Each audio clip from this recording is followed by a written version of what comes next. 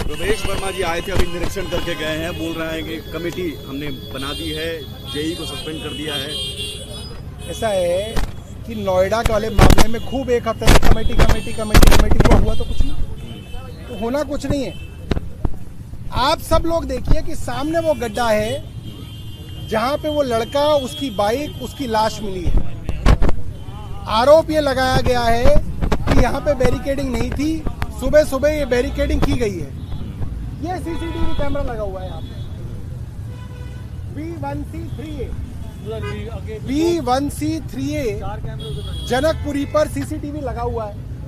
क्या पुलिस को इसकी सीसीटीवी लेने में इतने टाइम लग गया? पुलिस ये सीसीटीवी ले और इसको बताए कि क्या हुआ था यहाँ पे रात को। ये सुबह सुबह बैरिकेडिंग किसने लगाई है, पूरे के पूरे क्राइम सीन को किसने ड्रेसअप किया है, ये तो ये लोग बता देंगे।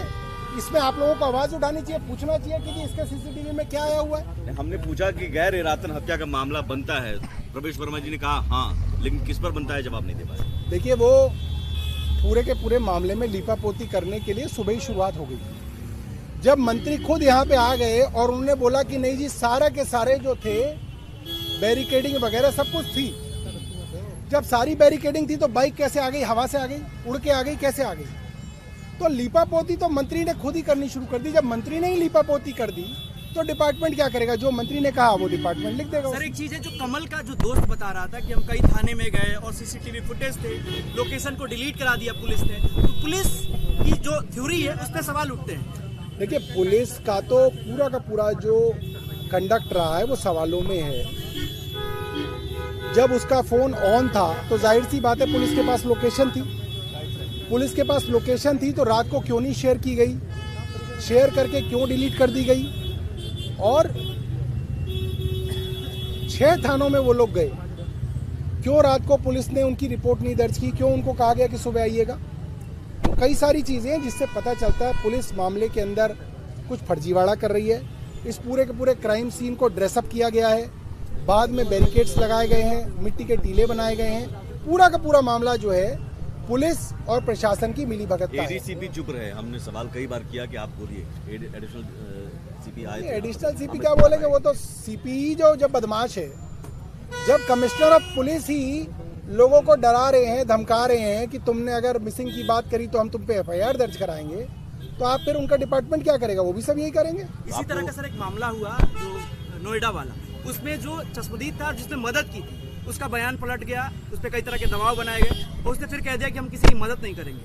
तो ये जो डर का माहौल बनाया जा रहा है, देखिए, ये तो पूरा का पूरा गुंडागर्दी, ओपन गुंडागर्दी है। पुलिस की ओपन गुंडागर्दी है। दिल्ली में हुई 800 से ज्यादा लोग जनवरी के पहले महीने के 15 दिन में लापता हो गए।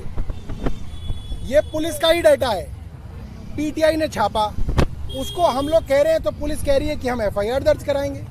तो ये तो पूरी गुंडागर्दी चली रही है। वो नाबालिग लड़कियां कहाँ गायब हो रही हैं, क्यों नहीं ढूंढा जा रहा उनको? पुलिस की क्या मिली भगत है इसके अंदर? पुलिस बताए। क्या इस मामले में मुआवजा मिलना चाहिए पीड़ित परिवार को? आप मांग रहे हैं? मुआवजा तो बहुत छोटी चीज़ें हैं, उसको सबसे पहले तो इंसाफ मिलना चाहिए। मुआवजा तो ये भारतीय जनता पार्टी वालों को देते हैं। 100 से ज़्यादा लोग मारे गए पिछले 1 साल में, कहीं पे डूब कर, कहीं पे जल कर, कहीं पे बिजली के तार से करंट लगकर, कहीं पे दीवार गिरकर, 100 से ज़्यादा लोग। इन्होंने मुआवजा किसको दिया? भारतीय जनता पार्टी के कार्यकर्ता को मुआवजा दिया, उसकी बीवी को नौकरी दी। आप भारतीय जनता पार्टी के फंड से दो, भारतीय जनता पार्टी को जो देना है। अगर आप दिल्ली के टैक्स पेयर का पैसा दे रहे हो तो सबको दो, सबको नौकरी दो। तो इन लोगों से कोई उम्मीद नहीं है।